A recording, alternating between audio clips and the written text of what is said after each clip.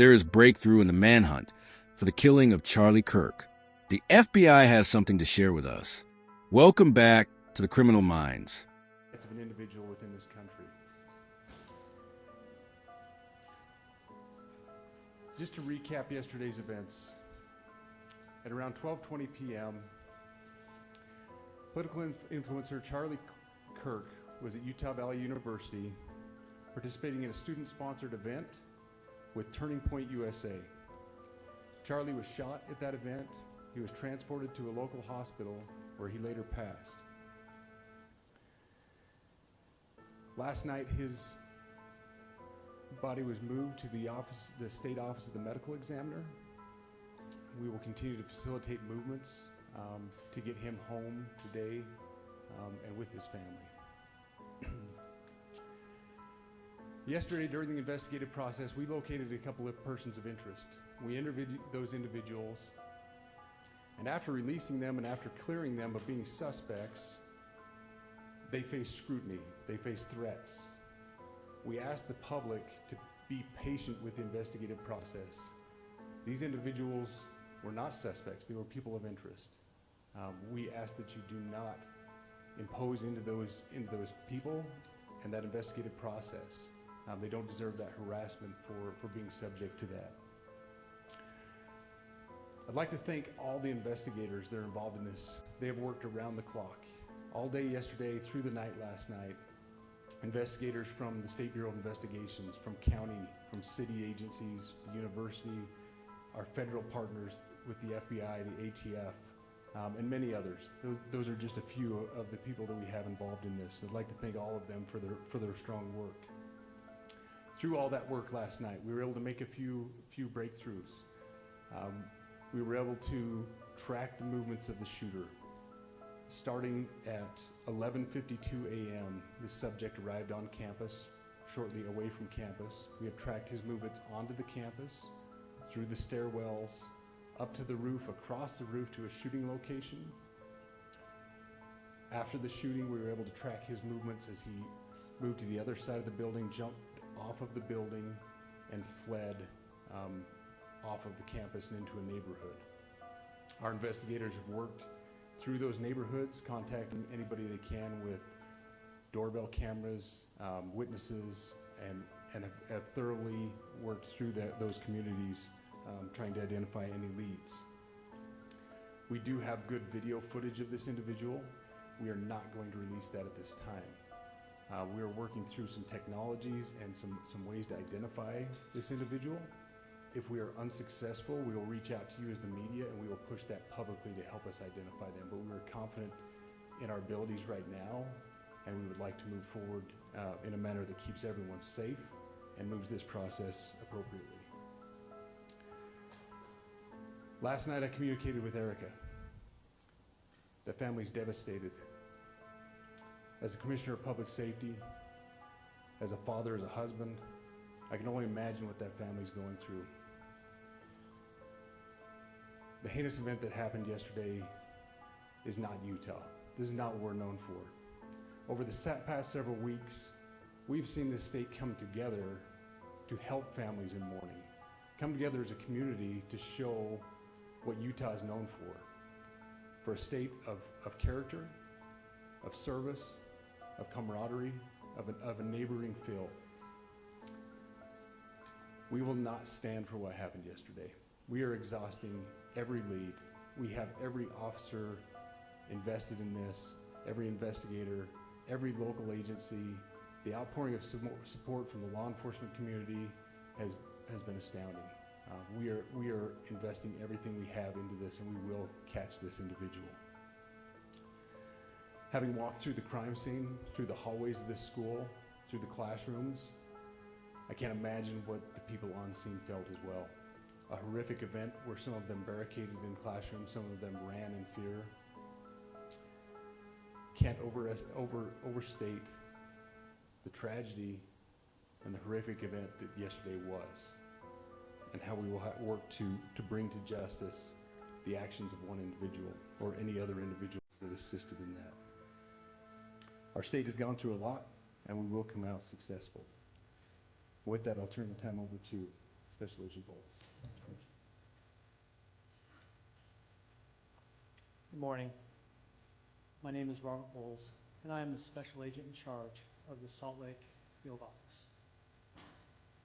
Following yesterday's tragic shooting of Charlie Kirk, FBI agents have been working around the clock in coordination with our law enforcement partners. We are and will continue to work nonstop until we find the person that has committed this heinous crime and find out why they did it. This morning I can tell you that we have recovered what we believe is the weapon that was used in yesterday's shooting. It is a high-powered bolt-action rifle.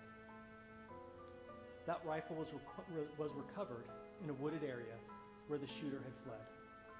So the FBI laboratory will be analyzing this weapon. Investigators have also collected footwear impression, a palm print, and forearm imprints for analysis. Now, I understand there are a lot of questions about motive. I assure you that all leads, tips are being fully investigated. As of this morning, we have received more than 130 tips. We thank the community for that. The FBI has brought every resource to bear, and we will continue to do so throughout the course of this investigation. The FBI's mission is to protect the American people. It's to uphold the Constitution of the United States.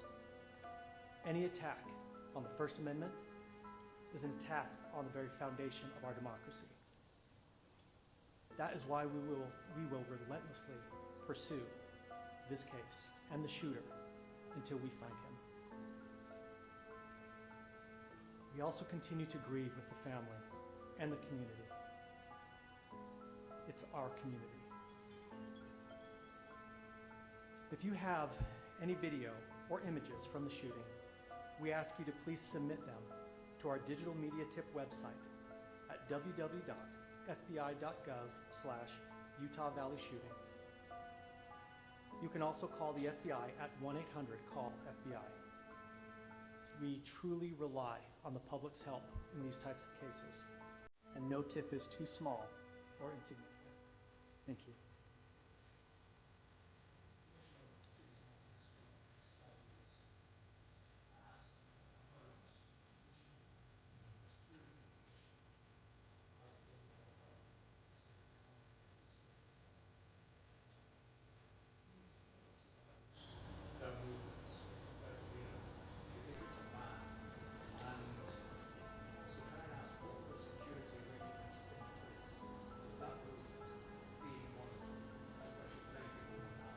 Absolutely. So what I'll release about the suspect is suspect blended in well with a college institution. We're not releasing many details right now, and we will soon, but right now we're not. But that individual appears to be of college age. We are confident in our abilities to track that individual. If we're unsuccessful in identifying them immediately, we will reach out for the public's help and the media's help in pushing those photos. That was a new development overnight, working through the night, studying those cameras. So that's something that's new and that we're working through right now. As far as the security, I cannot speak to that. Neither the Department of Public Safety nor the Federal Bureau of Investigation was involved in the planning or security of this event, and that'll have to be a question later for other agencies.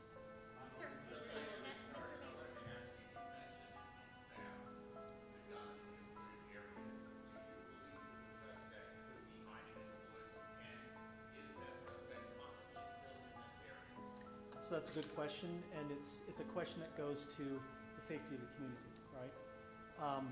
No, not in those woods. We walked through those woods and secured it.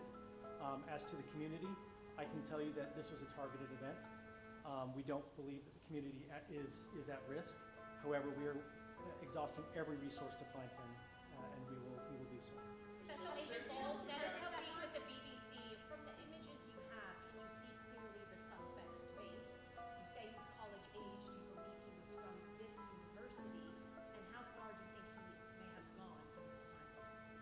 So I can't comment specifically on his face or any details such as that, as it's continuing to be a part of the investigation, and again, we'll release that shortly. However, we're doing everything we can to find him, and We're not sure how far he has gone yet, but we will But you do our have a best. clear image of his face? We have images of the suspect. Did you trace the gun to the owner?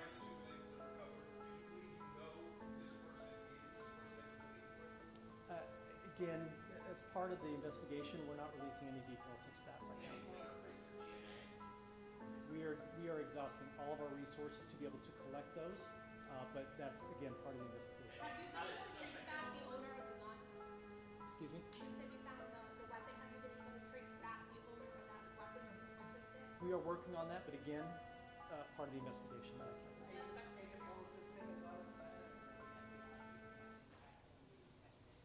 Not at all. We've got complete and total support from everyone, from the director on down, and it's been an incredible supportive environment so far.